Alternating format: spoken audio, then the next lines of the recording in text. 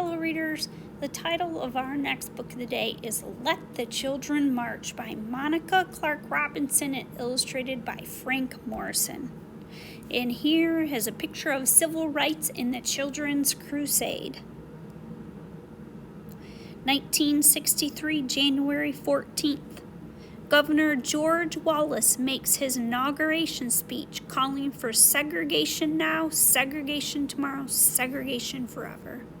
April 3rd says the first organized sit-ins take place at downtown lunch counters. April 12th, Dr. Martin Luther King and other protesters are arrested after leading a nonviolent protest for demonstrating without a permit. May 2nd, D-Day, the Birmingham Children's Crusade begins. By the end of the day, 973 young marchers are jailed. May 3rd, Double D-Day. More protesters are arrested, most of whom are under 18. Commissioner Bull Connor authorizes the use of high-pressure water hoses and police dogs to control the crowds. Close to 1,000 are arrested. May 4th to the 9th. Protests escalate as more adults join the marches. The jails are at maximum capacity with thousands of young people imprisoned. May 10th. Dr. King and other protest organizers reach an agreement with city leaders that begins in the process of desegregation. The Ku Klux Klan holds a rally, and the home of A.D. King, Dr. King's brother, is bombed. May 19th, the school board expels many of the student demonstrators, but a federal judge overturns the expulsions just 3 days later. Let the Children March. 1963, Birmingham, Alabama. I can't play on the same playground as the white kids. I can't go to their schools. I couldn't drink from their water fountains. There were so many things I couldn't do.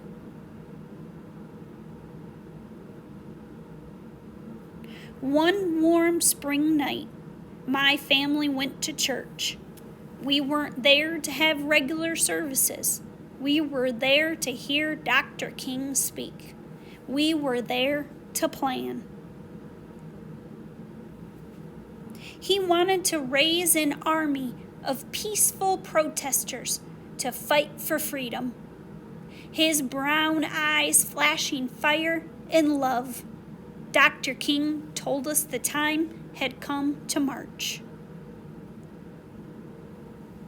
If I march, Mama said, I'll lose my job sure enough. I can't march, Daddy said. I got a family to feed. The weight of the world rested on our parents' shoulders. But this burden, this time, did not have to be theirs to bear. I don't have a boss to fear, my brother said, or a job to lose. We can march this time. We'll be Dr. King's army, I said. I'll be fine, Daddy, I promised. Don't worry, Mama. Dr. King didn't like children being put in harm's way. He was a daddy too, after all. But he said that though we were young, we were not too young to want our freedom. Let the children march. They will lead the way. On May 2nd, a sunny Thursday, boys and girls, brothers and sisters, cousins and friends, we all met at the church, dressed in our best, feet ready. In silence so loud that all I could hear was my racing heart, we began to walk. Hand in hand we marched, so frightened, yet certain of what was right for freedom. The path may be long and troubled, but I'm gonna walk on. Would I be hurt? Would we be heard? Would it all be worth it in the end? I wanted to run from the angry faces in the crowd, run from danger, run from fear. Boys and girls, brothers and sisters, cousins and friends, on and on we marched. We marched. We marched. Singing the songs of freedom. 1,000 strong we came. Hate dogged my heels all that day. Its yellowed canine teeth, sharp, but courage walked by my side and kept me going. Disperse or you'll be jailed, the police shouted the first day. Disperse or you'll get wet, the police shouted the second day. Disperse or we'll release the dogs, the police shouted the third day. We did not disperse. We kept on marching. We wouldn't stop until things started to change.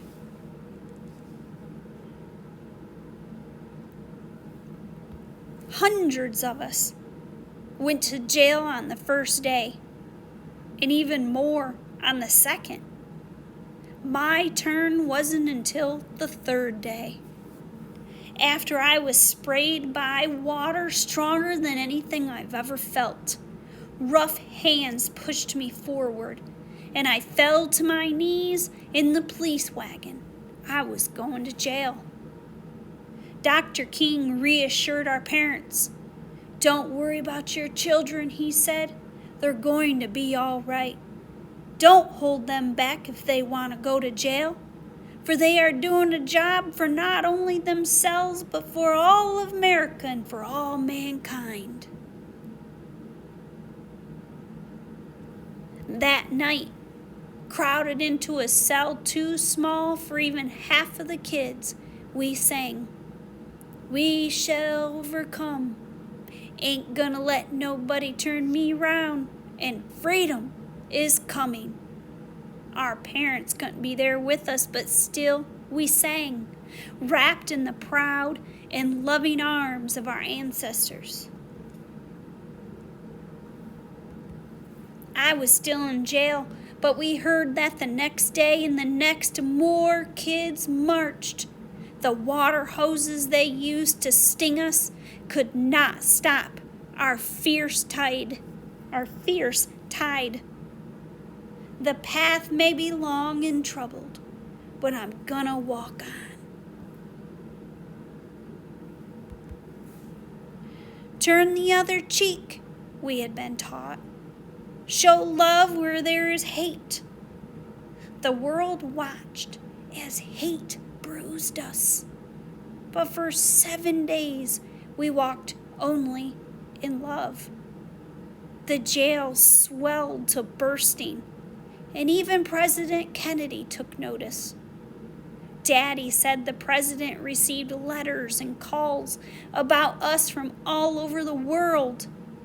Our march would become a memory, a small part of a larger story. But we had been heard, and the seeds of revolution were sown. 2 days and nights I stayed in jail. Some stayed even longer. When I left, I was tired and sore, and my best dress was ripped. But my smile was as wide as the Mississippi River. I had made a difference. "I'm so proud of you, baby girl," Mama said. "Your march was what made them see. With nothing more than our feet, voices, and courage, we had done what others could not. Change was right around the corner. We felt it like a cool breeze in an Alabama August. On May 10th, the great news rang out. Dr. King had reached an agreement with the white leaders of the city. Desegregation would begin.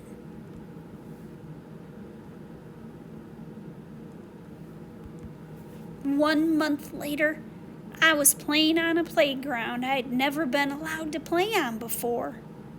2 months later, my family ate at a diner we'd never been allowed to eat in before. Our march made the difference. We children led the way, singing the songs of freedom. 1,000 strong we came.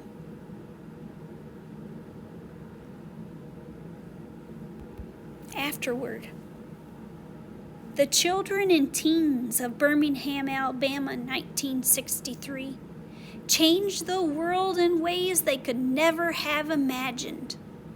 Dr. King later wrote, "Looking back, it is clear that the introduction of Birmingham's children into the campaign was one of the wisest moves we made. It brought a new impact to the crusade and the impetus that we needed to win the struggle." President Kennedy went on television the evening of June 11, just 1 month after the Children's Crusade, to call for civil rights legislation. He said, "Every American ought to have the right to be treated as he would wish to be treated, as one would wish his children to be treated." The following year, Congress passed the Civil Rights Act of 1964, and Dr. King won the Nobel Peace Prize. The children truly had made a difference. There are plenty of ways that you can make a difference too, through volunteering, writing elected officials, fundraising, starting a petition, educating yourself. When asked what she thought the message of the Children's Crusade was for today's youth, Janice Kelsey, who was one of the young marchers, had this to say: "I want young people to know that each one has the ability to make a difference in their environment. You just have to have enough courage to evaluate the situation and stand up for what is right." In the first picture here, this is images like this one were on TVs around the country. Second picture caption says, "As many as 3,000 children and teens were arrested before the conflict ended." Third picture quote says, "I knew I was going to jail." Janice Kelsey.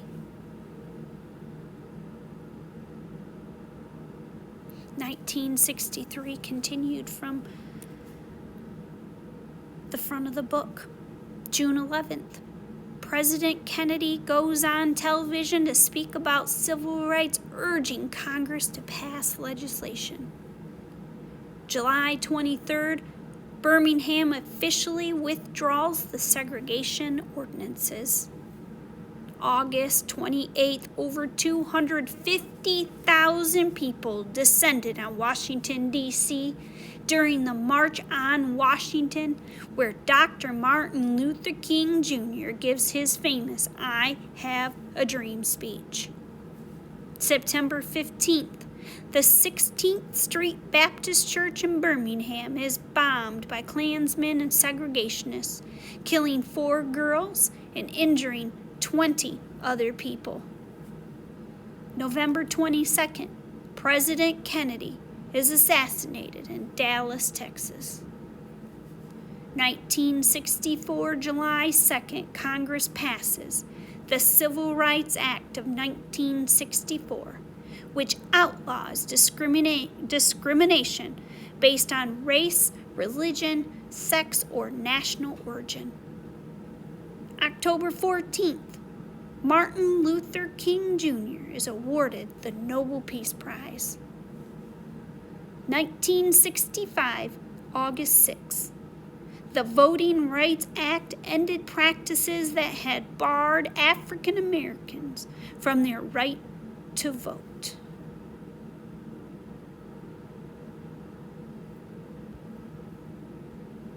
The path may be long and troubled, but I'm gonna walk on.